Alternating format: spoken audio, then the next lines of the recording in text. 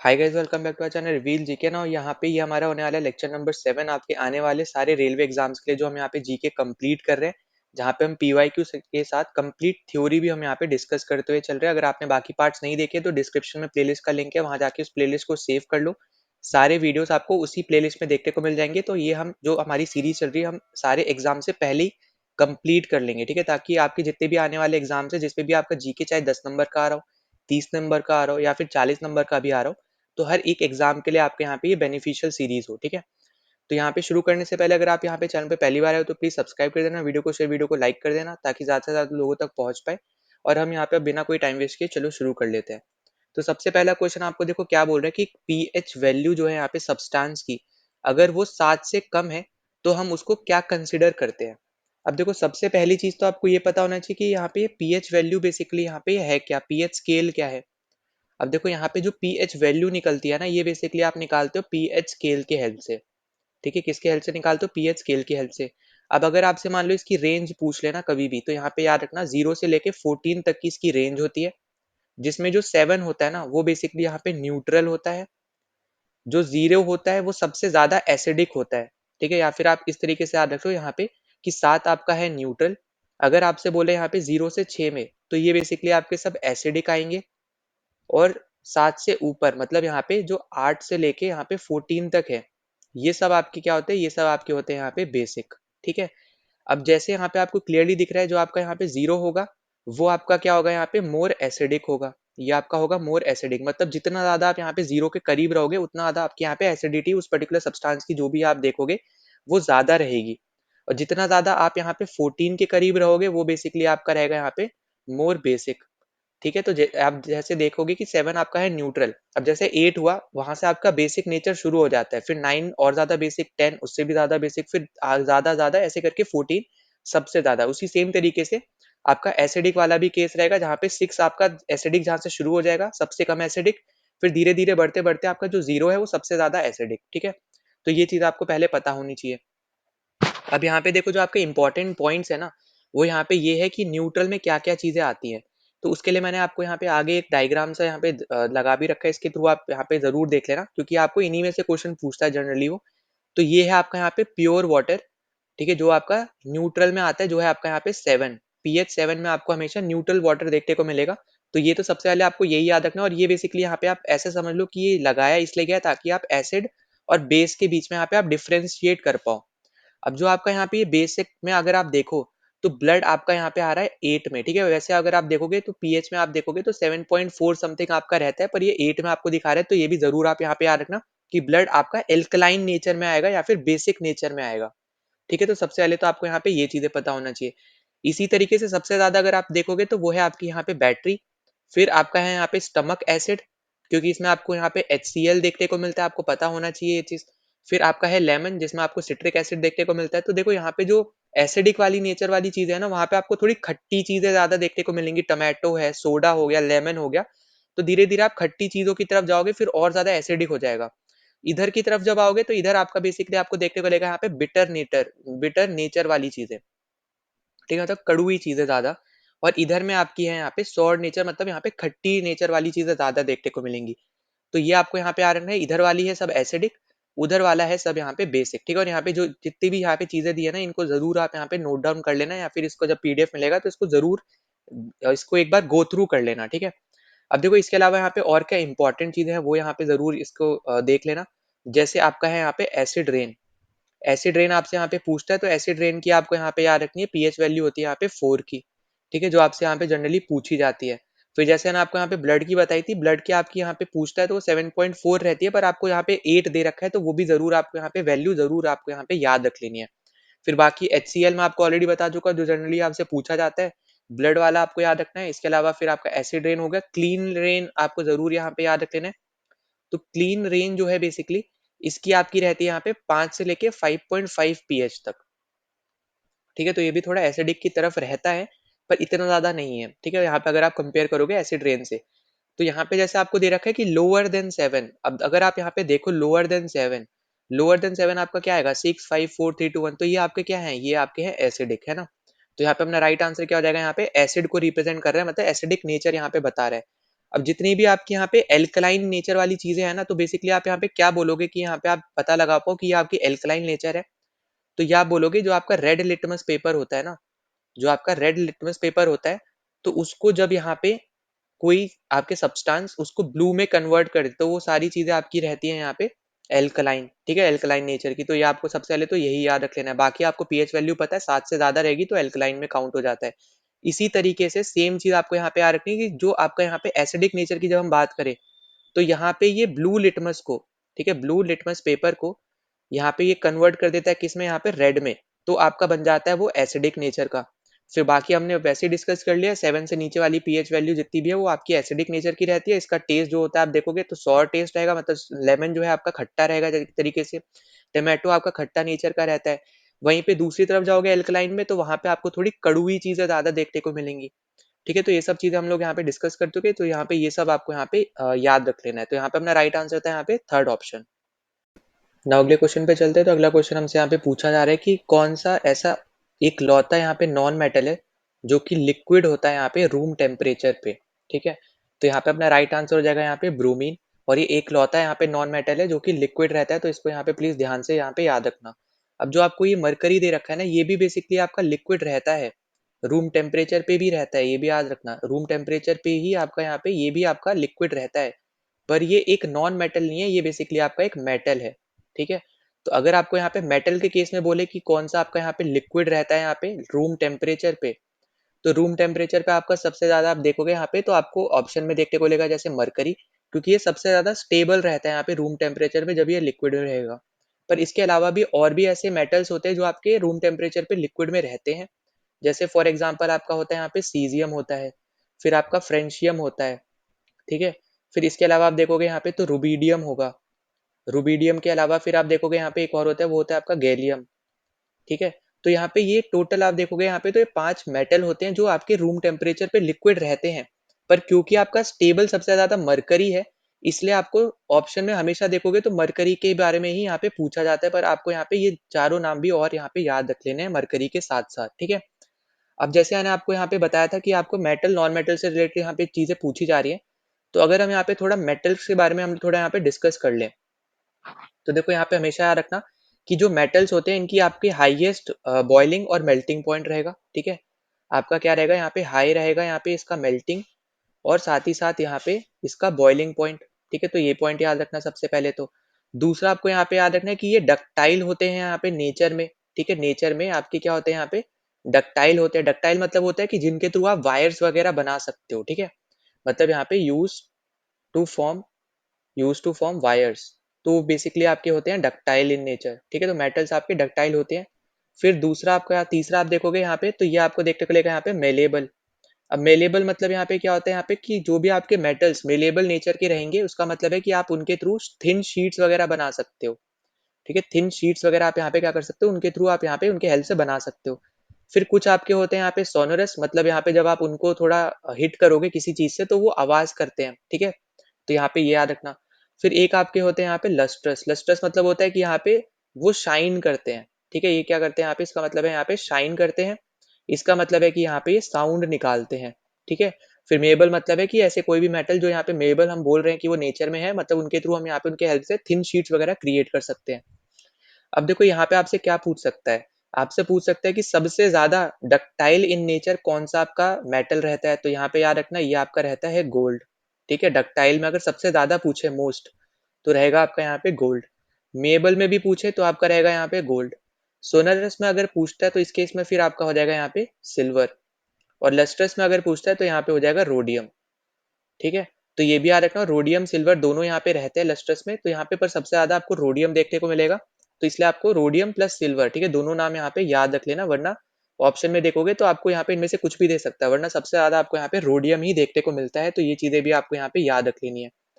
इसके अलावा देखो आपसे क्या बोल सकता है, आपको बोलेगा यहाँ पे बेस्ट कंडक्टर ऑफ इलेक्ट्रिसिटी। ठीक है, बेस्ट कंडक्टर ऑफ इलेक्ट्रिसिटी, तो यहाँ पे भी आपको याद रखना है कि बेस्ट कंडक्टर जब भी बोले ना, तो वो है आपका यहाँ पे सिल्वर। ठीक है, बाकी तो आपको पता ही है, यहाँ पे बाद में तो आपका कॉपर वगैरह भी आपके आ जाता है। जैसे हीट के केस में भी अगर आप देखोगे तो उसमें भी आपका यहाँ पे सिल्वर है, फिर आपका यहाँ पे कॉपर है। ठीक है, तो ये भी आपको यहाँ पे याद रखना है, ये है आपका यहाँ पे best conductor of heat, best conductor of heat. तो ये भी आपको यहाँ पे याद रख लेना, ये भी आपसे जनरली यहाँ पे पूछा जा सकता है। फिर देखो एक एक चीज है यहाँ पे जो आपसे जनरली पूछता है कि कौन सा मेटल आपका यहाँ पे किस में रखा जाता है इस तरीके से। तो आपको यहाँ पे क्या याद रखना है, आपको तीन नाम याद रखने हैं। एक है आपका यहाँ पे लिथियम, दूसरा आपको नाम याद रखना है यहाँ पे सोडियम, और तीसरा आपको यहाँ पे नाम याद रखना है पोटेशियम।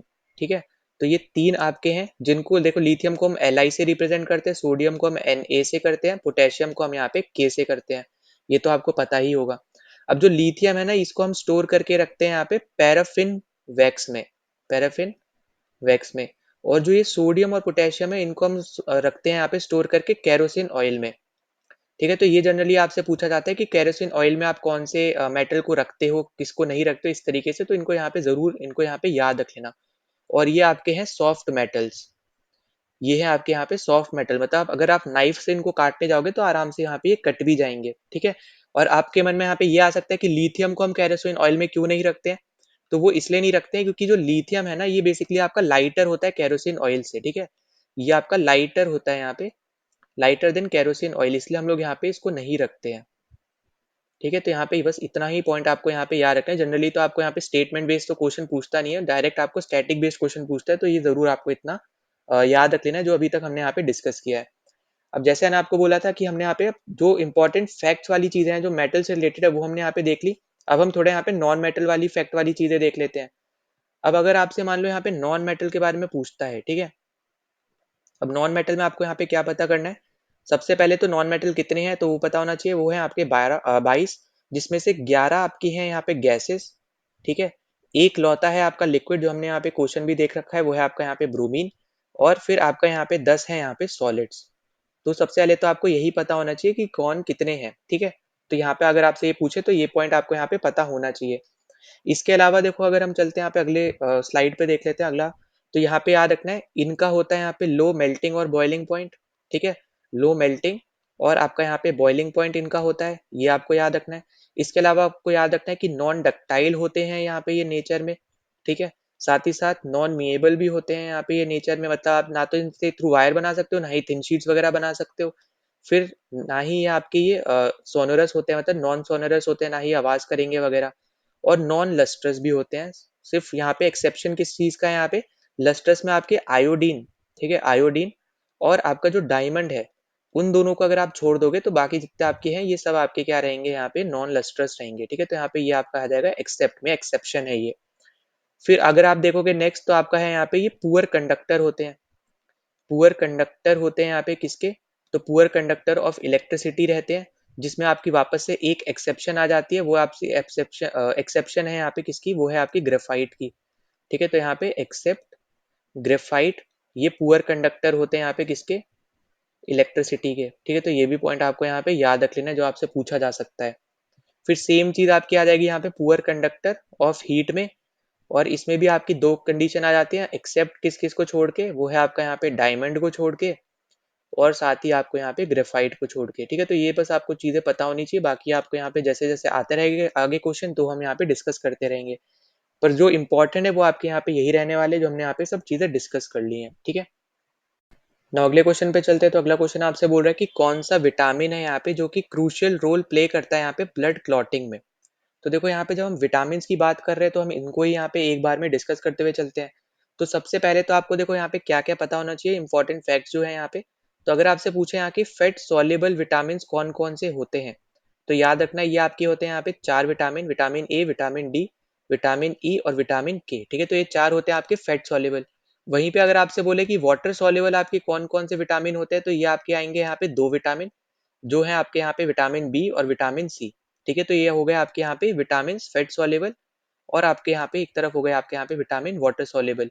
ठीक है, अब यहाँ पे जो आपके नाम है ना, इनके बारे में भी आपको पता होना चाहिए कि आपके विटामिन बी को क्या बोलते, बी 1 को क्या बोलते हैं, के को क्या बोलते हैं, डी को क्या बोलते हैं, इस तरीके से। तो जो आपकी बी वाली जितनी भी टर्म्स है ना, उनको हम अगर हम ध्यान से पढ़े, ठीक है, इनके बारे में अगर हम देखते हैं, तो जैसे आपको जो बी 1 है यहाँ पे, फिर बी 2 आता है, उसके बाद फिर बी 3 है, बी 4, ठीक है, बी 5, बी 6, बी 7, B7 के बाद फिर सीधा आपका B9 और फिर आपका लास्ट आता है B12। ठीक है, तो यहाँ पे इतने टाइप के आपको बी रेंज में अगर आप देखोगे तो इतने अलग अलग तरीके के आपको विटामिन देखने को मिलते हैं।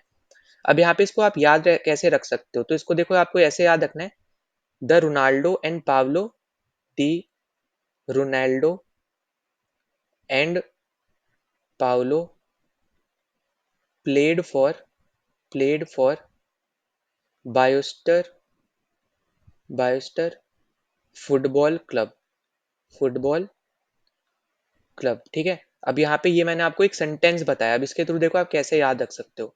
सबसे पहले आपको जो ये टी है इसके थ्रू याद रखना है, सबसे पहले जो आपको विटामिन B1 दिख रहा है ना वो बेसिकली आपका टी से शुरू होगा। ठीक है, तो यहाँ पे मैं ब्लू करते हुए चल रहा हूँ, यहाँ पे ये नीचे से हटा दे रहा हूँ वरना आपको आई लगे। तो सबसे पहले आपका जो नाम है B1 का, ये आपका है यहाँ पे थाइमाइन। ठीक है, फिर नेक्स्ट आपका है यहाँ पे रोनाल्डो से, यहाँ पे आप आर को कर लो, आर से। ठीक है, अब आर से आपका रहेगा यहाँ पे राइबोफ्लेविन। फिर नेक्स्ट आपका है यहाँ पे एन से। ठीक है, एंड में से आप एन को करोगे उसके बाद यहाँ पे आपका नाम आ जाएगा यहाँ पे नियासिन। ठीक, ये है आपका B3 का नाम। फिर जो B5 है, B4 तो आपका होता नहीं है। ठीक है, एक मिनट रुको, यहाँ पे ऊपर सही से लिख दे रहा हूँ। तो यहाँ पे देखो इस तरीके से आपको याद रखना है कि B1 B2 B3 एक साथ आ गए, फिर उसके बाद 4 आपका होता नहीं है, ना ही इसमें 8 होता है। तो फिर मतलब इसका मतलब क्या है कि 5 आएगा, फिर 6 आएगा, फिर 7 आएगा। तो 8 अब आपका होता नहीं है, तो उसके बाद सीधा आप 9 लिखोगे और बाकी आप सीधा आप यहाँ पे 12 लिखोगे। ठीक है, तो इतने तरीके के आपके यहाँ पे बी रेंज में आप विटामिन देखोगे। तो जो B5 है इसमें आपको देखने को मिलेगा, यहाँ पे आप इसको करोगे यहाँ पे पी और ए को। ठीक है, क्योंकि आपका यहाँ पे जो नाम है उसमें पी और ए यहाँ पे साथ में आएगा, जो कि आपका रहने वाला है यहाँ पे पैंथोथेनिक एसिड। ठीक है, ये आपका पाउलो में से पी और ए आप यहाँ पे कर दोगे एक साथ। फिर जो आपका प्लेड है ना इसमें से आप पी निकालोगे बस। ठीक है, यहाँ पे इसको मतलब मार्क कर लोगे, या तो इसको कैपिटल लिख लो या अलग से लिख लो, और इसको आप यहाँ पे याद रखना, ये है आपका पायरोडॉक्सिन। फिर B7 जो है इसमें से आप यहाँ पे जो बायोस्टर मैंने बताया इसमें से आप बायो निकाल लो बस। ठीक है, जो आप बायोलॉजी पढ़ रहे हो उसमें से बेसिकली आप यहाँ पे बायो निकाल लो, तो इसका नाम क्या आ जाएगा यहाँ पे बायोटीन। ये है आपका यहाँ पे B7। फिर आपका है यहाँ पे फुटबॉल में से आप यहाँ पे क्या करो, एफ और ओ निकाल लो। ठीक है, एफ और ओ को यहाँ पे मार्क कर लो, तो ये आपका आ जाएगा यहाँ पे फोलिक एसिड। और लास्ट आपका बचा है, इसको आप कर लो यहाँ पे सी से मार्क, तो यहाँ पे ये बन जाएगा आपका यहाँ पे कोबलैमिन।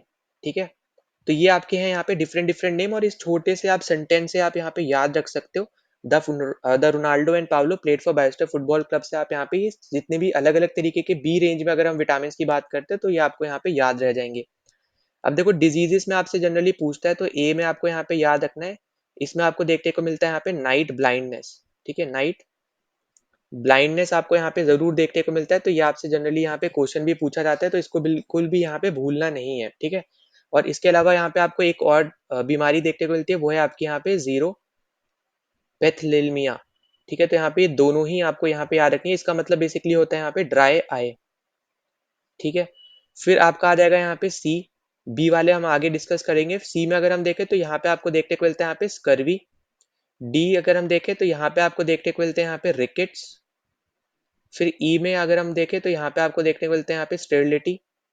ठीक है, और लास्ट है आपका यहाँ पे के, जो मैं ऊपर लिख दे रहा हूँ, तो यहाँ पे आपको देखने को मिलता है यहाँ पे हीमोर्फ। ठीक है, तो ये आपको सबसे पहले तो यहाँ पे डिजीजेस पता होने चाहिए, और ये तो हो गए आपके यहाँ पे नाम। ठीक है, ये है आपके यहाँ पे नेम। अब आपके यहाँ पे A C D इन सब के यहाँ पे नाम बचे, तो उनको हम थोड़ा यहाँ पे देख लेते हैं। इनके लिए आप बस यहाँ पे नाम सीधा सीधा याद रख लेना। ए का है आपका यहाँ पे रेटेनॉल। ठीक है, तो ये आपको जैसे मैंने बताया था कि नाइट ब्लाइंडनेस हो गया, फिर आपका जीरो पेल्थामिया हो गया, ये सब आपके बेसिकली रहेंगे यहाँ पे डिजीजेस वगैरह। फिर B1 से ना अगर आप देखोगे तो यहाँ पे जो डिजीजेस हैं, ठीक है, यहाँ पे एक मिनट रुको, पीछे अगर जगह है तो यहाँ पे ही लिख दूं, तो यहाँ पे अलग से यहाँ पे दूसरे कलर से लिख लेते हैं हम लोग, यहाँ पे ऑरेंज से लिख लेते हैं। तो जो B1 है, ठीक है, तो यहाँ पे मैं डिजीज पहले हटा दे रहा हूँ, अलग से लिख दूंगा बाद में। तो जो आपका यहाँ पे B1 है, अगर इसके डिजीजेस की बात करें तो इसका डिजीज आता है यहाँ पे बेरी बेरी। ठीक है, बेरी बेरी। फिर B2 की बात करते हैं तो यहाँ पे हमें देखने को मिलता है यहाँ पे चियोलोसिस। चियोलिसिस मतलब होता है यहाँ पे जो कॉर्नर ऑफ लिप्स होते हैं ना, वहाँ पे आपको थोड़े फुंसी जैसी आपको देखने को मिलती है। ठीक है, कॉर्नर ऑफ लिप्स पे। फिर जो आपका B3 है, यहाँ पे आपको देखने को मिलता है क्रैक्स ऑन लिप्स। ठीक है, जब आपको क्रैक्स देखने को मिले तो बेसिकली आपको यहाँ पे B3 की कमी हो रही है एक तरीके से। ठीक है, तो ये आपको यहाँ पे याद रखना है। फिर आगे अगर हम देखें बी फाइव में आपको देखने को मिलते हैं यहाँ पे एक्ने वगैरह, ठीक है। फिर 6 और 7 में आपको यहाँ पे 6 और 9 में बेसिकली यहाँ पे आपको दोनों में ही देखने को मिलता है यहाँ पे एनीमिया। एनीमिया आपको देखने को मिलता है, बस 6 वाली में जो है यहाँ पे ये आपको देखने को मिलेगा यहाँ पे माइक्रोसाइटिक एनीमिया, और 9 वाले में आपको देखने को मिलता है यहाँ पे मैक्रोसाइटिक। ठीक है, बस यहाँ पे यही डिफरेंस है, पर अगर आपको बीमारी देगा तो वो या तो डायरेक्ट एनीमिया देगा, वरना आपको माइक्रोसाइटिक एनीमिया या फिर मैक्रोसाइटिक अमीमिया देगा। ठीक है, तो इस तरीके से यहाँ पे इसका डिफरेंस जरूर देख लेना। तो ये है आपकी बेसिकली यहाँ पे डिजीजेस, हमने जितनी भी डिस्कस करी है, तो ये सब आपको यहाँ पे नोट डाउन जरूर कर लेनी है। इनके बारे में आपसे हो सकता है यहाँ पे पूछ लिया जाए, जो कि आपके लिए इंपॉर्टेंट रहेंगी। ठीक है, अब देखो जैसे मैंने आपको यहाँ पे बताया था सी का आपको नाम याद रखना है, तो सी के नाम के लिए वापस कलर चेंज कर लेते हैं। तो सी का नाम जैसे मैंने आपको बताया था, इससे आपका क्या होता है यहाँ पे स्कर्वी होती है ना, तो इसका नाम है आपका यहाँ पे स्कर्बिक एसिड। ठीक है, तो आप थोड़ा उससे रिलेट कर सकते हो यहाँ पे स्कर्बी से स्कॉर्बिक एसिड। ठीक है, फिर डी से हमने यहाँ पे डिस्कस किया था कि आपको यहाँ पे देखने को मिलते हैं रिकेट्स वगैरह, तो ये भी आपको यहाँ पे याद रखना है कि जो आपका डी है इसका नाम है यहाँ पे कैल्कीफिरॉल। कैल्कीफिरॉल, और इसमें जैसे मैंने बताया था आपको यहाँ पे रिकेट्स देखने को मिलेंगे, और एक और बीमारी इसके साथ नोट डाउन कर लेना, वो है आपकी यहाँ पे ओस्टियो मेलेशिया। ठीक है, तो ये आपको बेसिकली इसका मतलब होता है वीक बोन्स। ठीक है, हड्डियों की बीमारी आप एक तरीके से बोल सकते हो, वीक बोन्स होने लग जाती हैं। फिर नेक्स्ट है आपका यहाँ पे विटामिन ई, जिसको हम लोग बोलते हैं यहाँ पे टोकोफिरॉल, टोकेफिरॉल। और लास्ट आपका आ जाता है यहाँ पे विटामिन के, जो कि आपका है यहाँ पे फाइलोक्विनाइन। ठीक है, तो ये आपके हो गए जितने भी, ये सब हैं आपके यहाँ पे नाम। अब जो आपका यहाँ पे जो क्वेश्चन था बेसिकली, तो क्वेश्चन में आपका यहाँ पे राइट आंसर होने वाला है विटामिन के, क्योंकि के आपका ब्लड क्लॉटिंग वगैरह में यहाँ पे आपकी हेल्प करता है। ये आपको बस यहाँ पे याद रख लेना है। ठीक है, तो ये आपके यहाँ पे इंपॉर्टेंट सारे हमने नाम्स डिस्कस कर लिए, डिजीजेस हमने यहाँ पे डिस्कस कर ली, जिसकी बेसिकली यहाँ पे जनरली पूछी जाती है। ठीक है, वरना तो आपकी यहाँ पे डिजीज तो बहुत है, पर जो इंपॉर्टेंट डिजीजेस हैं और जिसकी पूछी जाती है वो आपको पता होना चाहिए। जैसे बी7 में आप देखोगे तो डिप्रेशन से रिलेटेड चीजें देखने को मिलेंगी, आपको हेयर लॉस देखने को मिलेगा, इसलिए मैंने वो सब नहीं लिखवाया क्योंकि वो जनरली पूछा नहीं जाता है। पर जो इंपॉर्टेंट है, जो टर्म्स यहाँ पे ज्यादा आप वो एक तरीके से समझ लो यहाँ पे डिफिकल्ट टर्म्स है, डिफरेंट टर्म्स है, उनके क्वेश्चन ज्यादा आपसे पूछे जाते हैं। तो ये सब चीजें आपको यहाँ पे याद रखनी है। ठीक है, अब देखो इसके अलावा यहाँ पे ना 2-3 चीजें रह गई हैं, वो हम यहाँ पे और देख लेते हैं विटामिन से रिलेटेड। तो कौन कौन सी रह गई है, पहली आपकी रह गई, अगर आपसे पूछते हैं यहाँ पे कि एंटीऑक्सीडेंट, एंटीऑक्सीडेंट आपके कौन कौन से विटामिन हैं। ठीक है, तो ये आपके बेसिकली 4 तरीके के विटामिन है। इनमें आपका नाम आ जाएगा ए, डी, ई और सी। ठीक है, तो ये आपको यहाँ पे याद रख लेना, ये आपके हैं 4 तरीके के विटामिन जो कि आपके एंटीऑक्सीडेंट विटामिन हैं। फिर इसके अलावा अगर आप यहाँ पे आगे देखोगे, एक सेकेंड रुको, यहाँ पे मैं सही कर दूं स्पेलिंग को। ठीक है, यहाँ पे ये इतना आपको यहाँ पे याद रख लेना है। फिर अगर आप देखोगे यहाँ पे जो विटामिन ए है ना, ये बेसिकली आप यहाँ पे देखते हो कि ये स्टोर होता है कहाँ पे, ये होता है लिवर में स्टोर। ठीक है, अगर आपसे पूछे कि लिवर में कौन सा विटामिन स्टोर होता है, तो आपका ए रहता है स्टोर। फिर अगर आप देखोगे जो आपका बी और सी है, क्योंकि ये वाटर सॉल्युबल है ना, तो क्योंकि ये वाटर सॉल्युबल है, इसलिए यहाँ पे ये स्टोर नहीं रहते हैं वो आपकी बॉडी में। ठीक है, तो यहाँ पे याद रखना डज नॉट स्टोर। ठीक है, does not store in body. क्यों नहीं होते, क्योंकि वाटर सॉल्युबल विटामिन है, तो पानी के साथ ये बाहर निकल जाते हैं हमारी बॉडी से। ठीक है, तो ये छोटे छोटे पॉइंट्स है जो आपको यहाँ पे जरूरी है, जो आपको यहाँ पे याद रखने, जिनके ऊपर आपको क्वेश्चन जरूरी यहाँ पे देखने को मिल सकता है, किसी ना किसी सेट में तो आपको जरूर देखने को मिलेगा। ठीक है, तो ये आपको यहाँ पे याद रखनी है चीजें। नाउ अगले क्वेश्चन पे चलते हैं। तो अगले क्वेश्चन हमसे यहाँ पे पूछा जा रहा है कि which of the following act under the Indian constitution is described by the article 21A। मतलब 21A के अंदर आपको यहाँ पे कौन सी चीज यहाँ पे डिस्क्राइब देखने को मिलती है, तो कौन सी चीज यहाँ पे आपको देखने को मिलती है, ये बस सिंपल टर्म्स में आपसे ये पूछ रहा है। अब देखो हमने यहाँ पे पहले के टाइम में मैंने आपको बताया था कि आपको 6 तरीके के फंडामेंटल राइट्स आपको यहाँ पे दिए गए हैं, आपको पता होना चाहिए। जैसे आपका यहाँ पे right to equality, right to freedom, right against exploitation, right to religious freedom, फिर आपका कल्चरल एंड एजुकेशनल राइट था, फिर आपका यहाँ पे कॉन्स्टिट्यूशनल रेमेडीज था। जो प्रॉपर्टी राइट था वो तो हमने यहाँ पे डिस्कस भी किया था, 44 कॉन्स्टिट्यूशनल अमेंडमेंट एक्ट के थ्रू यहाँ पे हटा दिया था, और अब यहाँ पे वो आर्टिकल 300A में एज अ लीगल राइट अब यहाँ पे वो प्रेजेंट है इंडियन कॉन्स्टिट्यूशन में। तो यहाँ पे ये चीजें तो हम ऑलरेडी यहाँ पे डिस्कस कर चुके हैं, तो वापस मैं यहाँ पे लिख नहीं रहा हूँ, इसलिए मैंने बस आपको यहाँ पे बोल के बताया। ठीक है, अब उसमें हमने यहाँ पे डिस्कस किया था कि कौन से आर्टिकल किसके अंडर आते हैं। तो इसी में हमने यहाँ पे देखा था जो आपका आर्टिकल है यहाँ पे राइट, बेसिकली यहाँ पे जो राइट है यहाँ पे राइट टू फ्रीडम। ठीक है, राइट टू फ्रीडम में आपको 4 तरीके के आर्टिकल, 4 आर्टिकल बेसिकली आपको देखने को मिलते हैं। एक है आपका आर्टिकल 19, फिर 20, 21 और 22, ठीक है। अब यहाँ पे जो 21 है, तो इसी का ही अंदर आपका सब क्लॉज है बेसिकली, 21A तो इसी के अंदर आएगा, है ना। तो ये तो आपको पता होना चाहिए। तो ये आपका बेसिकली है राइट टू फ्रीडम के अंदर, ठीक है। पहली चीज तो आपको यहाँ पे ये पता होना चाहिए। अब यहाँ पे राइट टू फ्रीडम में ना आपके अलग अलग चीजें यहाँ पे दी हुई हैं। जैसे जो 21A आर्टिकल है, ये बेसिकली आपको बताता है यहाँ पे राइट टू एजुकेशन के बारे में, राइट टू एजुकेशन के बारे में यहाँ पे ये बताता है, ठीक है। तो यहाँ पे जो अपना राइट आंसर है वो है आपका यहाँ पे option number 1, right to education. पर यहाँ पे जो मैं आपको बताने जा रहा हूँ वो ये है कि जो हमने आर्टिकल 19 भी जैसे आपको ऑलरेडी मैं पढ़ा चुका हूँ, ठीक है। तो वो हम यहाँ पे डिस्कस नहीं करेंगे। पर जो बाकी यहाँ पे आर्टिकल आपको यहाँ पे देखने को मिल रहे हैं 20, 21 और 22, ये हम यहाँ पे डिस्कस कर लेते हैं। और 21A जैसा मैंने आपको बताया, 21A जो है यहाँ पे राइट टू एजुकेशन से रिलेटेड है। ये हमने 86 कॉन्स्टिट्यूशनल अमेंडमेंट एक्ट के थ्रू हमने यहाँ पे ऐड किया था, ठीक है। ये भी मैं आपको यहाँ पे पहले भी बता चुका हूँ, तो यहाँ पे इसको भी याद रखना। ये हमने कॉन्स्टिट्यूशनल अमेंडमेंट एक्ट के थ्रू ऐड किया है, वो भी 86 जो आपका 2002 में आया था। इसमें बेसिकली बोला गया कि जो 6 से लेके 14 साल तक के बच्चे हैं उनको फ्री एंड कंपलसरी एजुकेशन दी जाए। और ये एक तरीके से यहाँ पे जो उनके गार्जियन हो गए या फिर उनके पेरेंट्स हो गए, उनको यहाँ पे ये बोला गया है। यही सेम तरीके का आपको यहाँ पे चीज डीपीएसपी वाले कॉन्सेप्ट में भी देखने को मिलेगी, जो हमने यहाँ पे पहले भी डिस्कस किया है, ठीक है। तो वहां पे हम वापस से नहीं जा रहे हैं। तो 21A आपका है यहाँ पे इतना सा चीज। अब जो 21 है, ये बेसिकली आपका बताता है यहाँ पे right to live, right to live, ठीक है। तो ये आपको यहाँ पे आ रखना है, जो कि बेसिकली आपको बताता है कि प्रोटेक्शन ऑफ लाइफ या फिर पर्सनल लिबर्टी के बारे में जो यहाँ पे चीजें बताती है। तो वो बेसिकली आपका आर्टिकल 21 है यहाँ पे, तो ये याद रख लेना। पर्सनल लिबर्टी के रिलेटेड अगर कोई क्वेश्चन पूछे तो उस केस में आपका आर्टिकल 21 आंसर होगा। या फिर प्रोटेक्शन ऑफ लाइफ में अगर आपसे कोई क्वेश्चन पूछे, ठीक है। लॉ की बात नहीं कर रहे हैं हम लोग यहाँ पे, लॉ तो आपका 14 में दिया हुआ है, ठीक है। मतलब जो आपके डिफरेंट तरीके के आपने यहाँ पे चीजें पढ़ रखी होंगी, ठीक है। तो वो आपका यहाँ पे आर्टिकल 14 में दे रखा है, जो कि आपका इक्वालिटी बिफोर लॉ है या फिर इक्वल प्रोटेक्शन ऑफ लॉ है, तो वो आपका आर्टिकल 14 है, वो अलग है। और जो लॉ डेफिनेशन है, डिफाइन कौन से आर्टिकल में किया है लॉ को, तो वो आर्टिकल 13 में किया है, ठीक है। तो याद रखना, आर्टिकल 13 में बेसिकली यहाँ पे डिफाइन कर रखा है कि लॉ है क्या, ठीक है। लॉ के बारे में बता रखा है।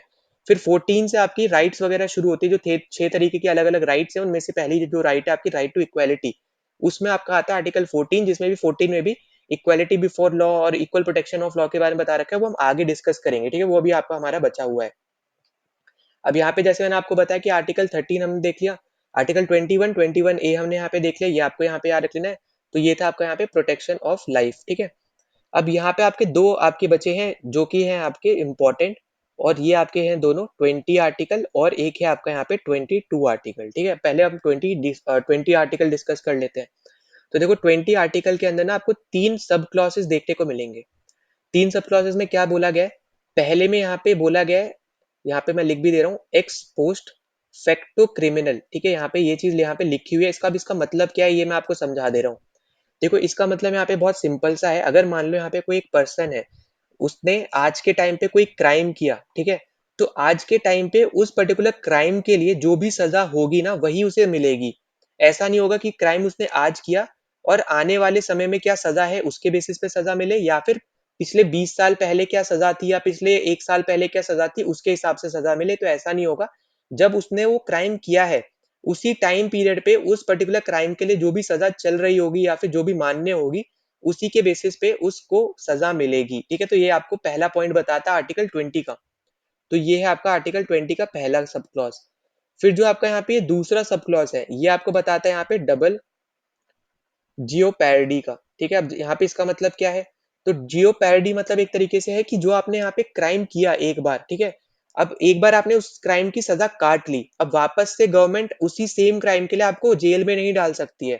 अब इसका मतलब आप समझना, जैसे मान लो आपने यहाँ पे किसी एक इंसान ने, हम लेके चलते हैं जैसे फॉर एग्जाम्पल 20 सितंबर को यहाँ पे कोई क्राइम किया, ठीक है। कोई भी मान लो इसने यहाँ पे चोरी कर ली, ठीक है, थेफ्ट करा इसने। तो उस केसेस पे जो भी यहाँ पे उस टाइम पे सजा होगी, एक तो वो मिलेगी, सब क्लॉज 1 ये बताता है। अब इसी सेम तारीख पे जो इसने सजा यहाँ पे मतलब जो इसने क्राइम किया उसके लिए इसको सजा मिल चुकी है।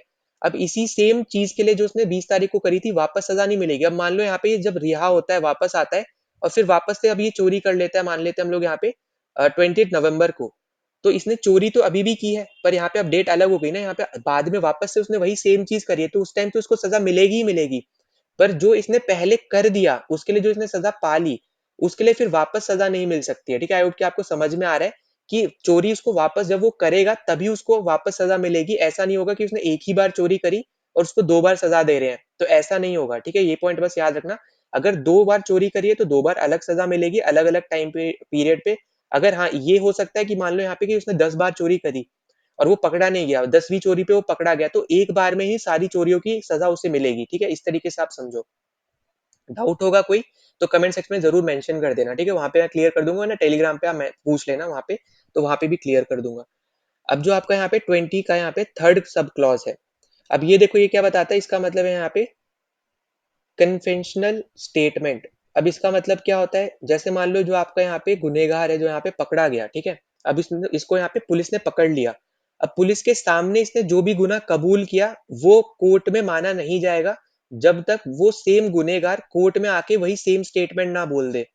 ठीक है? मतलब इसका सिंपल टर्म्स में ऐसा मतलब समझो कि जो जज आपके बैठे हुए हैं ना, उनके सामने उस इंसान को कबूलना पड़ेगा कि उसने ये मतलब जैसे हमने चोरी की बात करी तो उसने चोरी करी है या फिर कोई भी दूसरा क्राइम किया है, वो जज के सामने उसको मानना पड़ेगा, कबूलना पड़ेगा तभी उसको सज़ा होगी। पुलिस के सामने उसने क्या कबूला है उससे कोई लेना-देना नहीं है, जज के सामने उसको मानना पड़ेगा, ठीक है? तो ये आपका है 20 का थर्ड सब क्लॉज़। तो ये 3 सब क्लॉज़ आपको देखने को मिलते हैं 20 के अंदर जो कि आपके इसके अंदर आते हैं राइट टू फ्रीडम के अंदर, ठीक है? अब आपका एक आर्टिकल बचा जो आपका राइट टू फ्रीडम के अंदर आता है, वो है आपका आर्टिकल नंबर 22। तो इसमें भी आपको ना 2 तरीके की बेसिकली यहाँ पे डिटेंशन वगैरह यहाँ पे दे रखी है। एक आपकी है डिटेंशन जिसका नाम है पुनिटिव डिटेंशन, ठीक है? एक आपकी है पुनिटिव डिटेंशन और दूसरी है आपकी यहाँ पे प्रिवेंटिव डिटेंशन। Preventive detention. अब इन दोनों का मतलब क्या है? तो देखो पुनिटिव डिटेंशन मतलब होता है कि किसी इंसान ने क्राइम कर दिया, उसके बाद आप उसको अरेस्ट कर लो, चाहे आप हाउस अरेस्ट कर रहे हो या फिर जेल में डाल रहे हो, जो भी कर रहे हो, पर उसने एक बार क्राइम कर दिया है पहले ही। उसके बाद फिर आपने उसको अरेस्ट किया है।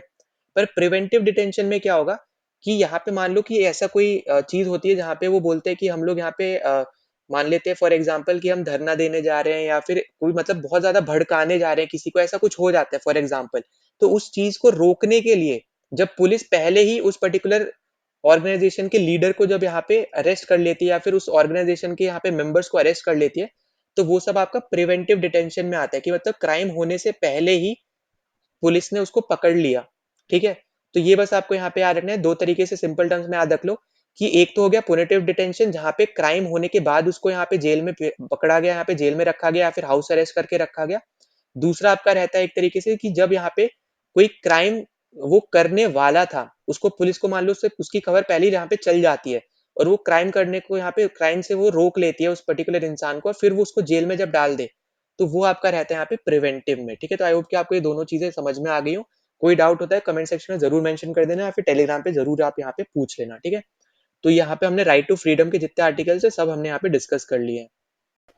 नाउ अगले क्वेश्चन पे चलते हैं। तो अगले क्वेश्चन में हमसे यहाँ पे पूछा जा रहा है कि लार्जेस्ट ग्लेशियर कौन सा है यहाँ पे इंडिया में? ये हमसे यहाँ पे क्वेश्चन में पूछा जा रहा है। तो देखो हमें ऑप्शन जैसे दे रखा है यहाँ पे गंगोत्री ग्लेशियर। अब देखो गंगोत्री ग्लेशियर आपका यहाँ पे रिवर सिस्टम पे जब मैं आप पे क्वेश्चन कराऊंगा तब वहाँ पे आपका इंपॉर्टेंट रहेगा। क्यों इंपॉर्टेंट रहेगा? क्योंकि यहाँ से आपकी भागीरथी रिवर निकलती है, ठीक है? तो इसलिए आपका यहाँ पे ये इंपॉर्टेंट रहेगा। ये आपको बस पता होना चाहिए कि भागीरथी रिवर का जो ओरिजिनेशन है, ठीक है? या फिर इस तरीके से याद रख लो कि ओरिजिन जो है वो है आपका यहाँ पे गंगोत्री ग्लेशियर, ठीक है? बाकी आपको यहाँ पे जो आपको क्वेश्चन पूछा जा रहा है कि लार्जेस्ट ग्लेशियर कौन सा है इंडिया में, तो ये है आपका यहाँ पे सियाचिन ग्लेशियर। पर इसके अलावा भी देखो आपको यहाँ पे कुछ इंपॉर्टेंट फैक्ट्स याद रख लेना। जैसे अगर आपको एशिया में पूछता है लार्जेस्ट ग्लेशियर कौन सा है यहाँ पे, तो उसका नाम है यहाँ पे फेडचेनको ग्लेशियर, ठीक है? फेडचेनको ग्लेशियर। और इसकी यहाँ पे कंट्री भी याद रख लेना, इसकी कंट्री का नाम है यहाँ पे तजिकिस्तान। तजिकिस ठीक है, तजिकिस्तान। एक सेकेंड रुको यहाँ पे सही कर दूं स्पेलिंग। तो इसका नाम है यहाँ पे तजिकिस्तान, ठीक है? तो यहाँ पे ये ग्लेशियर याद रख लेना, ये है आपका एशिया में सबसे बड़ा। वहीं पे अगर आप देखोगे वर्ल्ड में, अगर वर्ल्ड में मान लो आपसे पूछता है कि वर्ल्ड में सबसे बड़ा ग्लेशियर कौन सा है, तो ये आपको देखने को मिलेगा यहाँ पे लंबार्ट, ठीक है? लंबार्ट ग्लेशियर, लंबार्ड ग्लेशियर जो कि बेसिकली आपको देखने को मिलता है एंटार्क्टिका में, ठीक है? एंटार्क्टिका में। तो ये आपको यहाँ पे ये भी याद रखना है वर्ल्ड में कौन सा है, एशिया में कौन सा है, क्योंकि आपको एक इंडिया एशिया में आती है तो एशिया से रिलेटेड क्वेश्चन जरूर बन सकता है। और फिर बाकी आपका सियाचिन ग्लेशियर है यहाँ पे इंडिया में लार्जेस्ट, ठीक है? इंडिया में लार्जेस्ट है, तो ये भी आपको यहाँ पे याद रख लेना है। जो आपको यहाँ पे भी क्वेश्चन पूछा हुआ है ये भी आपका प्रीवियसली आया हुआ ही क्वेश्चन है। और ये इंपॉर्टेंट क्यों है, ठीक है? अब देखो यहाँ पे इसके रिलेटेड अब हम कुछ चीजें थोड़ी बहुत डिस्कस करें तो आपको क्या पता होना चाहिए कि ये आपका 75 किलोमीटर लॉन्ग आपका यहाँ पे ये है ग्लेशियर, ठीक है, पहली चीज। दूसरा ये आपको देखने को मिलता है यहाँ पे काराकोरम में, ठीक है, जो आपकी काराकोरम रेंज है यहाँ पे, उसमें आपको ये देखने को मिलता है। और ये रेंज भी आपकी किसकी है, ये है आपकी यहाँ पे हिमालयन की, ठीक है, हिमालय रीजन है बेसिकली, वहां पे आपको काराकोरम रेंज देखने को मिलती है। तो उसमें आपको यहाँ पे ये पर्टिकुलर सियाचिन ग्लेशियर आपको देखने को मिलता है, ठीक है, ये आपको यहाँ पे याद रखना है। इसके अलावा आपको और क्या याद रखना है कि जो आपकी नुब्रा रिवर है ना, नुब्रा रिवर, तो नुब्रा रिवर आपकी इसी से ही यहाँ पे जनरेट होता है, ओरिजिनेट होती है, ठीक है। तो ये आपको यहाँ पे याद रखना है कि नुब्रा रिवर की जब आपको मान लो यहाँ पे पूछ लेता है कि नुब्रा रिवर आपकी ओरिजिन क्या है नुब्रा रिवर का, तो वो है आपका यहाँ पे सियाचिन ग्लेशियर, ठीक है। तो ये भी पॉइंट आपके लिए इंपॉर्टेंट है जो आपको यहाँ पे याद रख लेना है। और नुब्रा रिवर आपको जैसे पता होगा आपका ले साइड में आपको देखने को मिलता है, जैसे आपका नुब्रा वैली भी है ना वहाँ पे, तो ये आपको याद रखना है कि ये आपको ले साइड में आपको जनरली देखने को मिल रही है। फिर और क्या आपको यहाँ पे याद रखना है, तो आपको ये याद रखना है कि पाकिस्तान और इंडिया, ठीक है, यहाँ पे दोनों ही यहाँ पे क्लेम करते हैं कि आपका सियाचिन ग्लेशियर यहाँ पे इनका है। और ऑब्वियस सी बात है, यहाँ तो आपको पता ही होना चाहिए सियाचिन ग्लेशियर है यहाँ पे इंडिया का, ठीक है। क्लेम भले कोई करे, इंडिया का ही है यहाँ पे ये, ठीक है। तो ये पॉइंट आपको बस यहाँ पे जरूरी है जो आपको यहाँ पे याद रखना है। बाकी आपको ये भी पता होगा हाईएस्ट जो बैटल फील्ड है, ठीक है, वर्ल्ड हाईएस्ट बैटल फील्ड भी अगर आपसे बोलता है, वर्ल्ड हाईएस्ट बैटल फील्ड के बारे में भी अगर आपसे कभी कोई क्वेश्चन पूछता है, तो उसका भी नाम आपका रहेगा यहाँ पे सियाचिन ग्लेशियर, ठीक है, सियाचिन ग्लेशियर। फिर आपको यहाँ पे एक ऑपरेशन भी याद रखना है, वो है आपका ऑपरेशन मेघदूत, ठीक है, मेघदूत जो आपका यहाँ पे हुआ था। तो ये भी आपसे पूछ सकता है कि कौन सा ऑपरेशन आपका सियाचिन ग्लेशियर में हुआ था, तो ये भी आपको याद रखना है, मेघदूत ऑपरेशन आपका यहाँ पे हुआ था। तो ये इंपॉर्टेंट रहेगा आपके लिए, ठीक है। फिर जैसे जो आता है वो हम यहाँ पे डिस्कस करते रहेंगे। ये है आपका यहाँ पे world's highest battlefield Siachen glacier, operation है मेघदूत। और पाकिस्तान भी इसको क्लेम करता है, पर वो इंडिया का ही पार्ट है, हर एक को यहाँ पे पता ही होना चाहिए, ठीक है। बाकी आपका काराकोरम रेंज है आपका हिमालयन से, फिर आपका नुब्रा वैली, नुब्रा रिवर, ये सब ये चीजें आपको पता होना चाहिए। ना अगले क्वेश्चन पे चलते हैं। तो अगला क्वेश्चन आपको बोल रहा है कि यहाँ पे 8 अप्रैल 1929 में कौन से दो रेवोल्यूशनरीज ने यहाँ पे एक बॉम्ब फेंका था सेंट्रल लेजिस्लेटिव असेंबली में। अब देखो ये जो क्वेश्चन है वैसे वैसे तो आपका यहाँ पे एसएससी का क्वेश्चन है, पर आपको यहाँ पे रेलवे में भी एक बार यहाँ पे पूछा हुआ है। और उस पर्टिकुलर केस में आपको डायरेक्ट बस ऑप्शन में यहाँ पे भगत सिंह दे रखा था, ठीक है। पर यहाँ पे मैंने ये क्वेश्चन जानबूझ के लिए ताकि आपको यहाँ पे दोनों नाम पता चल जाए कि कौन से यहाँ पे दो रेवोल्यूशनरी थे, ठीक है।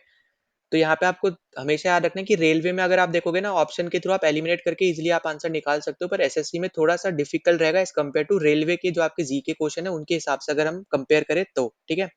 वरना दोनों ही आप देखोगे तो डायरेक्ट स्टैटिक बेस्ड क्वेश्चन है, या तो आपको पता होगा या फिर नहीं पता होगा, आपको छोड़ना पड़ेगा। अब यहाँ पे ये जो आपके रेवोल्यूशनरी है इनका नाम है यहाँ पे भगत सिंह और बटुकेश्वर दत्त। सबसे पहले तो आपको इन दोनों के नाम याद रखने हैं। इन्होंने ये जो बॉम्ब फेंका था, तो बेसिकली यहाँ पे उस टाइम पे ना दो बिल आ रखे थे, पब्लिक सेफ्टी बिल, और दूसरा था आपका यहाँ पे ट्रेड डिस्प्यूट बिल, ठीक है। तो इन दोनों के अगेंस्ट थे यहाँ पे, मतलब इन दोनों आपके बिल्स के अगेंस्ट थे यहाँ पे, इसलिए यहाँ पे ये बिल आपका ये जो बॉम्ब है बेसिकली यहाँ पे फेंका गया था। और इसको यहाँ पे नाम दिया था इस बॉम्ब को हार्मलेस बॉम्ब, ठीक है।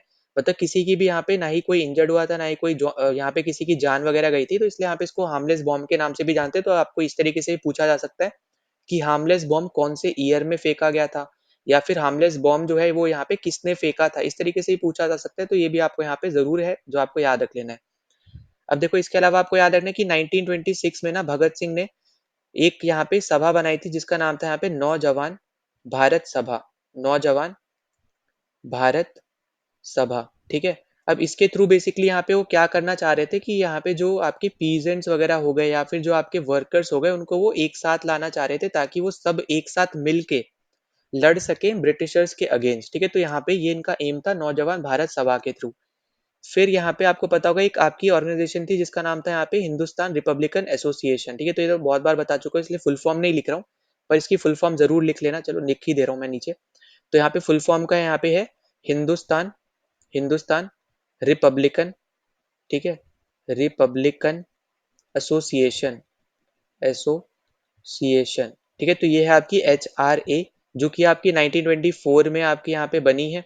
और इसको फिर बाद में यहाँ पे जो भगत सिंह है यहाँ पे इन्होंने ज्वाइन कर लिया था, ठीक है। मैं शुरू से बता रहा हूँ, ठीक है। तो इसको ये मत समझना कि बॉम्ब फेंकने के बाद ये सब चीजें हुई है, नहीं। 1926 से यहाँ पे जो आपका शुरू वाला एरिया है, ठीक है, 26 में तो उन्होंने ये जो बनाया वो हमने यहाँ पे डिस्कस करा है। अब देखो इसके बाद हमें यहाँ पे क्या देखने को मिलता है, जो आपके HRA है ना, ये बेसिकली यहाँ पे इसके फाउंडर आपसे जनरली पूछे जाते हैं। तो फाउंडर भी याद रखना, इसके फाउंडर है यहाँ पे राम प्रसाद बिस्मिल, राम प्रसाद बिस्मिल। जोगेश चंद्र चैटर्जी, जोगेश चंद्र चैटर्जी। और तीसरे हैं आपके यहाँ पे सचिन सान्याल, ठीक है, सचिन सान्याल। तो ये तीनों के ही आपको नाम याद रखने हैं, जो यहाँ पे बेसिकली 1924 में जो आपकी एचआरए बनी है उसके यहाँ पे फाउंडर है। इसके बाद 1925 में एचआरए ने ही यहाँ पे एक करती है यहाँ पे ये काकोरी कांड, या फिर काकोरी ट्रेन रॉबरी, जिसके नाम से यहाँ पे आप बोल सकते हो एक तरीके से। या तो कहीं पे ऑप्शन में काकोरी रॉबरी दे देगा, काकोरी ट्रेन रॉबरी दे देगा, या फिर काकोरी कांड दे देगा, ठीक है।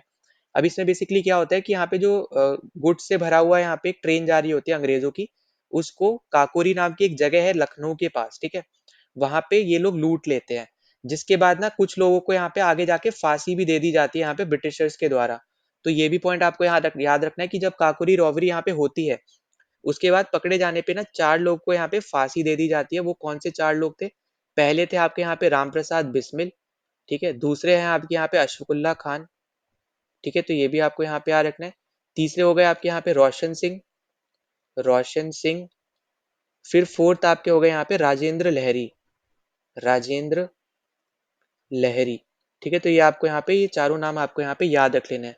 अब एक बार जब आपका यहाँ पे काकोरी कांड हो गया और फिर इनको यहाँ पे जब फांसी हो गई, तो एचआरए जो थी ना, वो एक तरीके से आप बोल सकते हो यहाँ पे बहुत कम उसके यहाँ पे चांसेस ऐसे हो गए थे कि अब वो वापस से खड़ी हो पाई, क्योंकि उसके जितने मेन लीडर हो गए, या तो उनको फांसी हो गई, या फिर वो थोड़े अब यहाँ पे बट गए थे, ठीक है, अलग अलग थोड़े हो गए, ताकि अब यहाँ पे ब्रिटिशर्स उनको पकड़ ना पाए, सिंपल टर्म्स में अगर आप देखोगे। तो उसके बाद हमें यहाँ पे क्या देखने को मिला था कि 1928 में ना आपकी एक नई ऑर्गेनाइजेशन बनी थी जिसका नाम था HSRA, ठीक है। अब यहाँ पे HRA का तो वही फुल फॉर्म है, हिंदुस्तान रिपब्लिकन एसोसिएशन, पर इसमें जो बीच में एस डाल दिया ना, इसका मतलब है यहाँ पे सोशलिस्ट। तो इसलिए अब इसका फुल फॉर्म क्या हो गया? Hindustan socialist Republican association. इसके जो मेन फाउंडर थे, ठीक है, मेन फाउंडर आपको याद रखते हैं, क्योंकि मेंबर तो यहाँ पे बहुत है, पर मेन फाउंडर है यहाँ पे इनके इस पर्टिकुलर ऑर्गेनाइजेशन के, वो हैं चंद्रशेखर आजाद, ठीक है, चंद्रशेखर आजाद। अब यहाँ पे चंद्रशेखर आजाद हैं इसके मेन फाउंडर, पर इसके अलावा भी आपके और भी मेंबर्स थे, जैसे राजगुरु हो गए, भगत सिंह हो गए, ठीक है, यहाँ पे ये आपके यहाँ पे मेंबर्स थे। पर मेन फाउंडर आपको याद रखना है, वो है आपके चंद्रशेखर आजाद, ठीक है।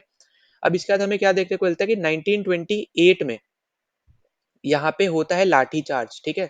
1928 में लाठी चार्ज होता है, जिसकी वजह से जो आपके लाला लाजपत राय होते हैं, लाला लाजपत राय जो होते हैं, जिनको बेसिकली यहाँ पे शेर पंजाब का यहाँ पे टाइटल से भी हम लोग यहाँ पे जानते हैं, इनकी हो जाती है यहाँ पे डेथ, ठीक है, इनकी क्या हो जाती है? यहाँ पे हो जाती है डेथ, क्योंकि अंग्रेजों ने लाठीचार्ज कर देते हैं यहाँ पे 1928 में, जिसकी वजह से लाला लाजपत राय की हो जाती है यहाँ पे डेथ, ठीक है। तो पहले आपको यहाँ पे ये चीज पता होना चाहिए।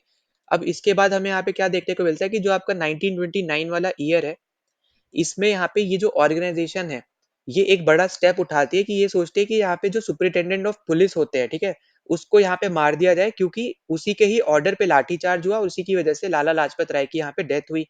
तो यहाँ पे ये निकलते हैं उसको मारने के लिए, पर ये मार देते हैं यहाँ पे सॉन्डर्स को, ठीक है। तो सॉन्डर्स इनका यहाँ पे रियल टारगेट नहीं होता है, जो रियल टारगेट होता है यहाँ पे बेसिकली, वो होता है यहाँ पे एसपी, जो कि सुपरिटेंडेंट ऑफ पुलिस होता है, जिसका नाम है यहाँ पे जेम्स स्कॉट, ठीक है, जिसका नाम था यहाँ पे जेम्स स्कॉट। पर ये मारा जाता है यहाँ पे सॉन्डर्स, जो कि होता है यहाँ पे एएसपी, ठीक है, ये होता है असिस्टेंट सुपरिटेंडेंट ऑफ पुलिस। तो ये पॉइंट आपको यहाँ पे याद रखना है। और इसको यहाँ पे मारता कौन है? तो चारों ही आपके जो फेमस मेंबर्स हैं, ठीक है, जो आपके भगत सिंह हो गए, ठीक है, भगत सिंह हो गए, आपके चंद्रशेखर आजाद हो गए, फिर आपका यहाँ पे राजगुरु हो गए, ठीक है, राजगुरु हो गए, फिर सुखदेव हो गए। तो ये चारों ही बेसिकली यहाँ पे इसको मारते हैं, ठीक है, तो ये आपको याद रखना है। पर इंपॉर्टेंट क्या याद रखना है कि यहाँ पे 3 लोग यहाँ पे पकड़े जाते हैं, जिनके बाद इन 3 को यहाँ पे फांसी दे दी जाती है। आजाद जो होते हैं वो बेसिकली आप देखोगे यहाँ पे उनकी अलग से लड़ाई होती है, जहाँ पे वो खुद को गोली मार लेते हैं, ठीक है, तो वो अलग सिनेरियो है। पर यहाँ पे जो पकड़े जाते हैं उनका आपको पता होना चाहिए, वो है आपके यहाँ पे भगत सिंह, ठीक है, भगत सिंह। फिर है आपके यहाँ पे राजगुरु, ठीक है, राजगुरु। और है आपके यहाँ पे सुखदेव। तो इन लोग को यहाँ पे ब्रिटिशर्स पकड़ लेते हैं, और इनके बाद यहाँ पे 23rd को, ठीक है, 23rd मार्च 1931 को इनको फांसी दे दी जाती है, ठीक है। तो यहाँ पे ये इंपॉर्टेंट डेट है, तो प्लीज इसको यहाँ पे याद रखना, इसके रिलेटेड आपसे पूछा जा सकता है, जैसे आपको जलियन वाला बाग के रिलेटेड पूछा जाता है, तो ये भी एक इंपॉर्टेंट डेट है, तो ये भी आपको यहाँ पे याद रख लेनी है, ठीक है। तो यहाँ पे ये सब चीजें बेसिकली यहाँ पे होती है भगत सिंह जी के यहाँ पे लाइफ में, ठीक है, जिसके ऊपर क्वेश्चन पूछे जाते हैं। नाउ अगले क्वेश्चन पे चलते हैं। तो अगला क्वेश्चन आपसे बोल रहा है कि according to census 2011 identify the correct pair of state and UT which recorded the highest literacy rate. मतलब आपसे ये पूछ रहा है कि स्टेट और यूटी इन चारों ऑप्शन में से कौन सी यहाँ पे एकदम करेक्ट दे रखी है जिसकी हाईएस्ट लिटरेसी रेट है। ठीक है, अब लिटरेसी मतलब होता है एजुकेशन वहाँ पे सबसे ज्यादा है, वहाँ पे सबसे ज्यादा पढ़े लिखे लोग हैं। तो सबसे पहले तो देखो यहाँ पे इंपॉर्टेंट चीजें याद रखो। अगर आपसे बोलते हैं यहाँ पे मेल की लिटरेसी रेट कितनी है तो याद रखना 82.14% है। फीमेल की अगर पूछी जाती है तो 65.46% है। वहीं पे अगर आपसे डिफरेंस पूछा जाता है तो डिफरेंस भी आपको यहाँ पे याद रखना है, वो है आपका 16.68%। ठीक है, फिर आपसे यहाँ पे जनरली पूछता है कि अर्बन एरिया में जो आपकी लिटरेसी रेट है वो कितनी है और रूरल एरिया में कितनी है, तो ये दोनों भी आपको यहाँ पे याद रख लेना है। अर्बन एरिया में आपको देखने को मिलती है 84.98%। ठीक है, तो यहाँ पे ये वाला ज्यादा इंपॉर्टेंट है, इसको यहाँ पे जरूर नोट डाउन कर लेना। फिर उसके बाद आपको देखने को मिलती है यहाँ पे रूरल एरिया में 68.9%। फिर वहीं पे अगर आप देखोगे यहाँ पे स्टेट वाइज अगर हम बात करें, ठीक है, स्टेट में अगर आपसे बोलता है हाईएस्ट, तो हाईएस्ट है आपकी यहाँ पे केरला की। ठीक है, हाईएस्ट किसकी यहाँ पे, केरला की। केरला के बाद आपका आता है यहाँ पे मिजोरम। ठीक है, तो आपको हाईएस्ट सेकंड हाईएस्ट दोनों पता होना चाहिए। वहीं पे अगर हम यहाँ पे यूटी की बात करें तो यूटी में जो हाईएस्ट है, ठीक है, यूटी में जो आपका हाईएस्ट है ये आपको पता होना चाहिए। तो यूटी में आपका हाईएस्ट है यहाँ पे लक्षद्वीप। ठीक है, लक्षद्वीप, तो ये आपको यहाँ पे नाम पता होना चाहिए, ये है दोनों हाईएस्ट। वहीं पे अगर आपसे पूछा जाए यहाँ पे लोएस्ट का केस, ठीक है, तो लोएस्ट में आपको यहाँ पे देखो तीन नाम याद रख लेना स्टेट में। पहला आपका रहेगा यहाँ पे बिहार। ठीक है, दूसरा है आपका यहाँ पे अरुणाचल प्रदेश, फिर है आपका यहाँ पे राजस्थान। वहीं पे अगर हम बात करते हैं यहाँ पे यूटी के केस में, तो यूटी के केस में आपको देखने को मिलेगा यहाँ पे दादर एंड नगर हवेली। अब देखो ये जो आपका सेंसेक्स है, क्योंकि आपका ये 2011 में हुआ था, तो उस टाइम पे आपकी अलग अलग यूटीज हुआ करती थी। तो उस टाइम पे जो आपका दादर एंड नगर हवेली है और जो आपका दमन एंड दीव है वो अलग यूटीज वहां पे हुआ करती थी। पर क्योंकि आपको अभी पता होगा कि आपकी 8 यूटी है जिसमें से Dadar and Nagar Haveli and Daman and Diu ये बेसिकली अब आपकी एक ही यूटी बन गई है, दोनों को मिलाकर अब एक यूटी कर दिया गया है। तो अब आपको ये भी पता होना चाहिए कितनी स्टेट है कितनी आपकी यूटी है, ये हम पहले भी यहाँ पे बहुत बार डिस्कस कर चुके हैं। ठीक है, तो ये आपको 2011 के हिसाब से पूछा जा रहा है, तो ये भी आपको यहाँ पे याद रखना। अब ये मत सोचने लग जाना कि अभी के हिसाब से आपसे पूछ रहा है। ठीक, तो ये आपके हो गए यहाँ पे इंपॉर्टेंट पॉइंट। अब इसके अलावा भी देखो आपसे जनरली क्या पूछता है, आपसे पूछता है यहाँ पे डिस्ट्रिक्ट का केस पूछ लेता है कि डिस्ट्रिक्ट में आपकी हाईएस्ट कहाँ है और आपकी लोएस्ट कहाँ है। ठीक है, तो ये भी आपको पता होना चाहिए। तो जो आपकी हाईएस्ट है ये आपको देखने को मिलती है यहाँ पे शर्टशिप में, जो कि आपका प्रेजेंट है यहाँ पे। जो डिस्ट्रिक्ट, ये जो आपका डिस्ट्रिक्ट है ये आपका प्रेजेंट है मिजोरम में। ठीक है, ये आपका डिस्ट्रिक्ट जो है ये आपका प्रेजेंट है मिजोरम में, तो ये याद रख लेना। इसके अलावा जो आपका लोएस्ट है ये आपको देखने को मिलता है यहाँ पे अलीराजपुर, जो कि आपका है यहाँ पे एमपी में। ठीक है, तो ये आपका इंपॉर्टेंट है। फिर देखो जो आपका 2011 वाला सेंसेक्स था, ये अगर आपसे बोले जाए आफ्टर इंडिपेंडेंस कौन से नंबर का सेंसेक्स था, तो आफ्टर इंडिपेंडेंस अगर बोले तो आपका यहाँ पे ये 7th नंबर का था। वहीं पे अगर टोटल की बात करें कि टोटल आपका यहाँ पे कितना, तो ये आपका 15th था। ठीक है, फिर जो आपका 2011 वाला सेंसेक्स था उसपे जो आपके चीफ थे एक तरीके से, जो आपके सुपरवाइजर हो गए या हेड हो गए यहाँ पे सेंसेक्स वगैरह यहाँ पे उसके, तो वो थे आपके सी चंद्रमौली। ठीक है, तो यहाँ पे इनका नाम भी आपको जरूरी है जो आपको याद रख लेना है। फिर अगर आपसे बोला जाए यहाँ पे कि फर्स्ट सेंसेक्स किसके अंडर हुआ था, तो वो था आपका यहाँ पे 1872 में हुआ था, मायो के अंडर। ठीक, वहीं पे अगर आपसे बोले कि प्रॉपरली पहली बार कब हुआ था, तो ये आपका हुआ था 1881 में, और उस टाइम पे आपका जो था वो था रिपन। ठीक है, तो ये आपको यहाँ पे याद रखना है कि फर्स्ट टाइम पूछे तो 1872 में मायो के अंडर हुआ था, पर प्रॉपरली अगर आपसे पूछे तो वो आपका रिपन के अंडर हुआ था। ये आपको बस यहाँ पे याद रखना है। स्टेट, डिस्ट्रिक्ट और ये यूटी हमने डिस्कस कर लिया, जो आपसे यहाँ पे जनरली पूछा जा सकता है, और वैल्यूज हमने यहाँ पे डिस्कस कर ली। तो देखो यहाँ पे अपना राइट आंसर क्या हो जाएगा, केरला और लक्षद्वीप। ठीक है, तो फोर्थ हमारा यहाँ पे क्या हो जाएगा, यहाँ पे करेक्ट आंसर हो जाएगा, क्योंकि केरला आपका स्टेट में है और यूटी में आपका लक्षद्वीप है, जो अभी तक हमने यहाँ पे डिस्कस भी किया है। फिर अगले क्वेश्चन पे चल लेते हैं। अगला क्वेश्चन आपसे बोल रहा है कि in which year did Curzon announce the partition of Bengal during the British rule in India. अब यहाँ पे आपको ईयर पूछे जा रहे हैं। अब देखो यहाँ पे आपको हमेशा याद रखना है कि जो आपके एसएससी जैसे एग्जाम्स है, कोई भी एग्जाम हो गया एसएससी का या फिर कोई भी आपका ऐसे डायरेक्ट स्टैटिक बेस्ड जो आपको जनरली पूछे जाते हैं जीके वगैरह, तो वहाँ पे ईयर आने के चांसेस बहुत ज्यादा होते हैं। तो यही चीज आपको यहाँ पे भी याद रखनी है कि ये जो आपका कर्जन था, ठीक है, कर्जन आपका क्या था यहाँ पे, तो कर्जन आपका था यहाँ पे वाइस रॉय। ठीक है, कर्जन था आपका यहाँ पे वाइस रॉय। अब जो वाइस रॉय वाली पोस्ट है ये आपकी आ गई थी गवर्नमेंट ऑफ इंडिया एक्ट 1858 से और पहला वाइसरॉय कौन था? ये था आपका यहाँ पे कैनिंग। ये भी हम पहले भी बहुत बार डिस्कस कर चुके हैं, तो बार बार यहाँ पे मैं बताऊंगा नहीं। तो कैनिंग आपका था यहाँ पे पहला वाइसरॉय, और लास्ट आपका गवर्नर जनरल ऑफ इंडिया था यही।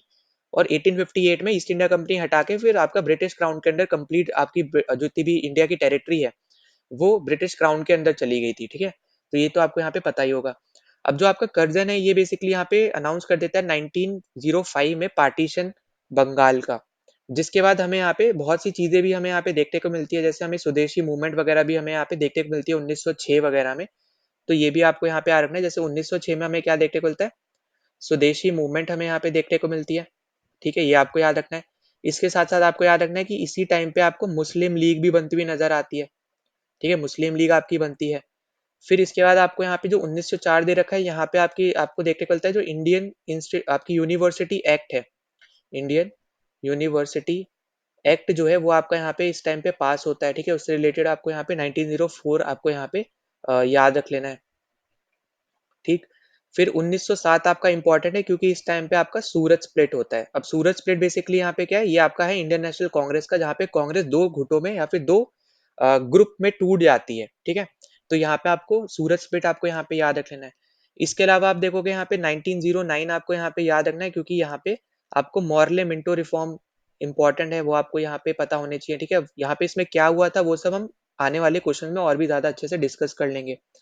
फिर 1906 की ईयर आपको यहाँ पे और अच्छे से याद रखनी है, क्यों याद रखनी है, क्योंकि इस टाइम पे फ्लैग को होस्ट किया गया था पहली बार कलकत्ता के सेशन में इंडियन नेशनल कांग्रेस के, ठीक है। तो ये भी पॉइंट आपको यहाँ पे याद रख लेना है। फिर अगर आप देखोगे यहाँ पे एक इंपॉर्टेंट गवर्नर जनरल की और बात कर लेते हैं, यहाँ पे ये सब कर्जन के टाइम पे हुआ है, ठीक है। यहाँ पे बस अलग से यहाँ पे ये है जो हम डिस्कस मैंने किया है, बाकी सब ये कर्जन के टाइम पे हुआ है। अब यहाँ पे एक जो आपका गवर्नर है वो है आपका लेंसडाउन, ठीक है। अब ये मैंने यहाँ पे एक्स्ट्रा क्यों लिया है, क्योंकि इसमें सिर्फ एक ही इंपॉर्टेंट चीज है वो आपको याद रखनी है, वो है आपका डूरंट कमीशन, ठीक है, डूरंट कमीशन। अब डूरंट कमीशन अगर हर एक को नहीं पता है तो पता होना चाहिए।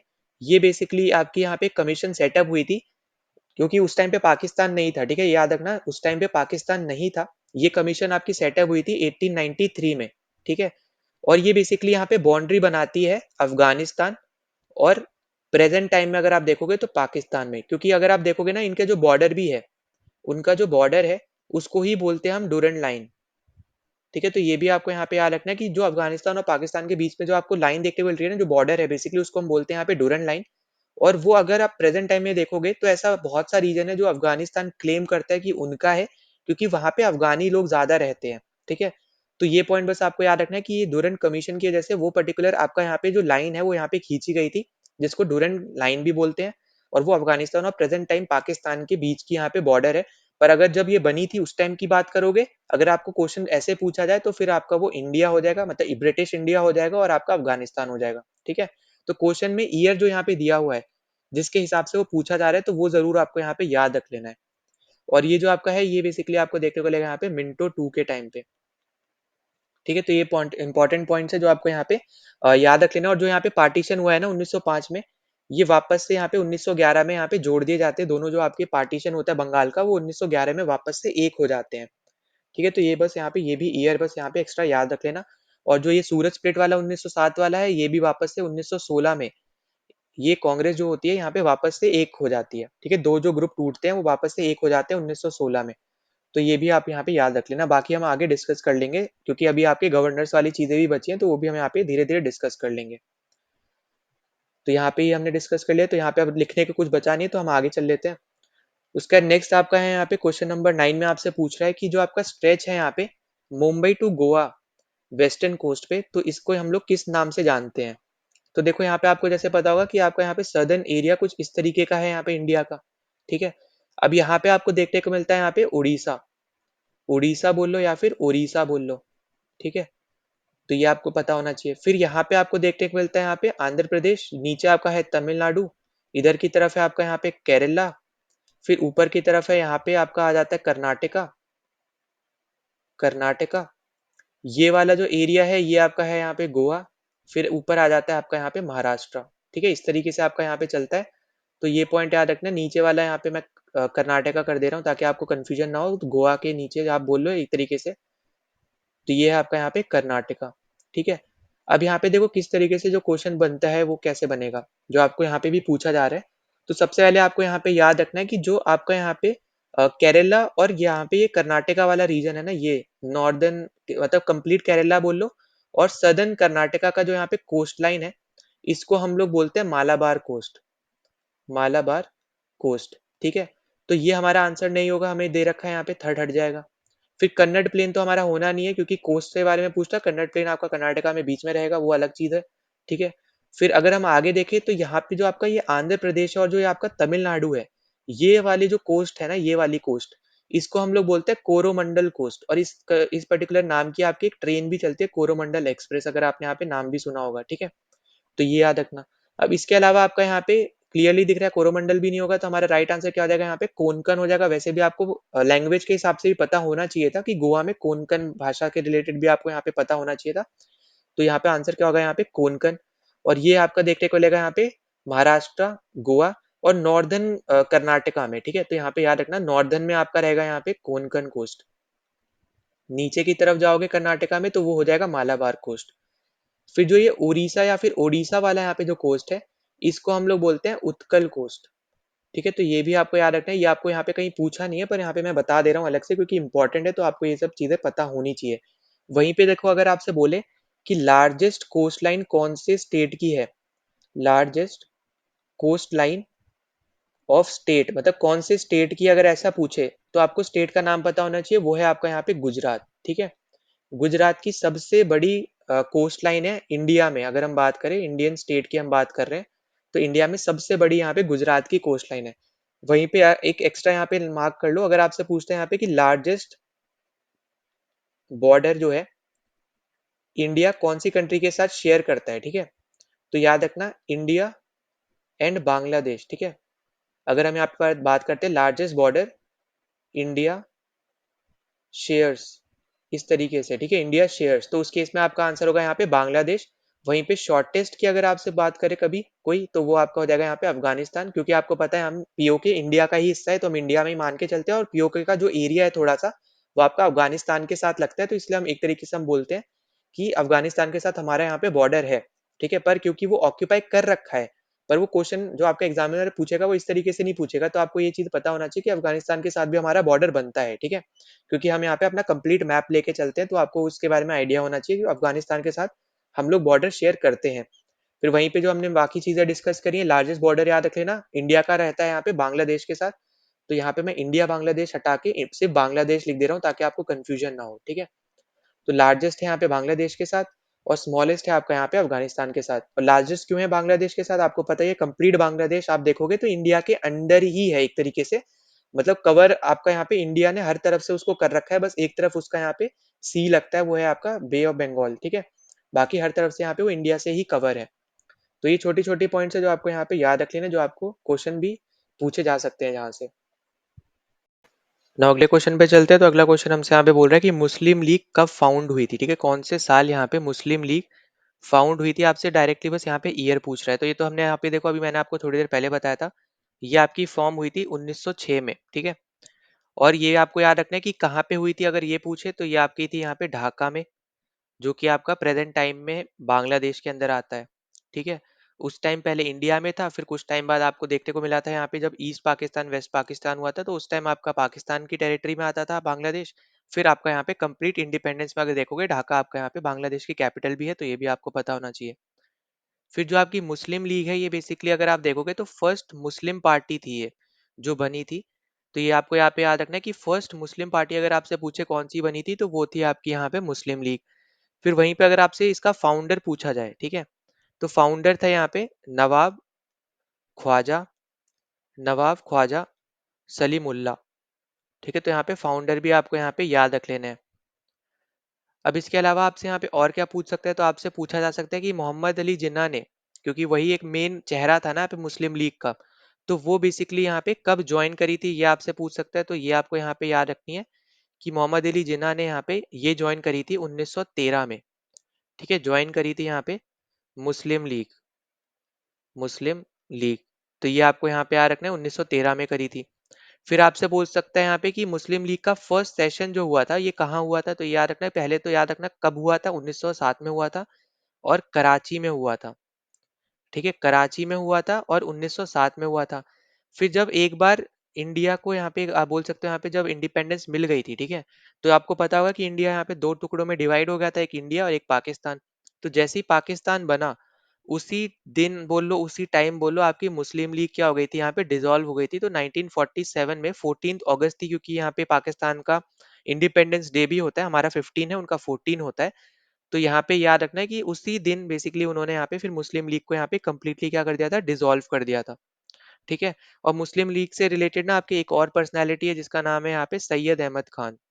सैयद अहमद खान। पर इनसे रिलेटेड आपसे जो क्वेश्चन बनता है वो आपसे बनता है कि इन्होंने एक बेसिकली स्टार्ट करी थी अलीगढ़ मुस्लिम यूनिवर्सिटी। ठीक है, तो यहाँ पे ये बस याद रखना कि अलीगढ़ मुस्लिम यूनिवर्सिटी का अगर फाउंडर आपसे पूछा जाए, तो वो था आपका यहाँ पे सैयद अहमद खान। ठीक है, तो वो थे आपके सैयद अहमद खान।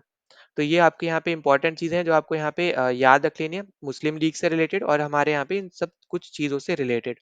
ठीक है। अब उसके अलावा देखो, आपको एक छोटा सा पॉइंट और याद रख लेना कि 1940 में, ठीक है, ये ईयर याद रखना, 1940 में बेसिकली जो आपकी यहाँ पे मुस्लिम लीग थी, ठीक है, जो आपकी यहाँ पे मुस्लिम लीग थी, इन्होंने 1940 में बेसिकली एक रेजोल्यूशन यहाँ पे पास करा था, या फिर बोल सकते हो आपकी रेजोल्यूशन की यहाँ पे डिमांड करी थी। ठीक है, किस चीज की डिमांड करी थी, इंडिपेंडेंट स्टेट की। इंडिपेंडेंट स्टेट की यहाँ पे डिमांड करी गई थी मुस्लिम लीग के थ्रू, एक रेजोल्यूशन के अंदर 1940 में। ठीक है, इसलिए यहाँ पे मैंने ये सब चीजें लिखवाई हैं, तो यहाँ पे इसको जरूर याद रख लेना, ये आपसे जरूर पूछा जा सकता है।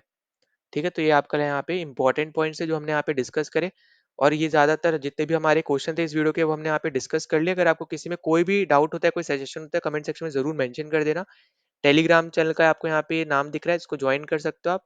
ठीक है, मतलब यहाँ पे एक तरीके से टैग है ये, इसको डालोगे तो आपको नाम आ जाएगा वहाँ पे रिवील जी के, तो उसको आप ज्वाइन कर लेना। और साथ ही साथ अगर आपको नहीं मिलता है, तो टेलीग्राम चैनल का लिंक मैंने डिस्क्रिप्शन में दे रखा है, वहां से जाके आप जरूर ज्वाइन कर सकते हो। ठीक है, तो टेलीग्राम चैनल ज्वाइन कर लो, वहां पे आपको पीडीएफ वगैरह एकदम फ्री आपको मिल जाएंगी, जितनी भी चीज हम यहाँ पे क्लासेस में कर रहे हैं वो सारी पीडीएफ आपको एक्जैक्टली फ्री मिल रही है।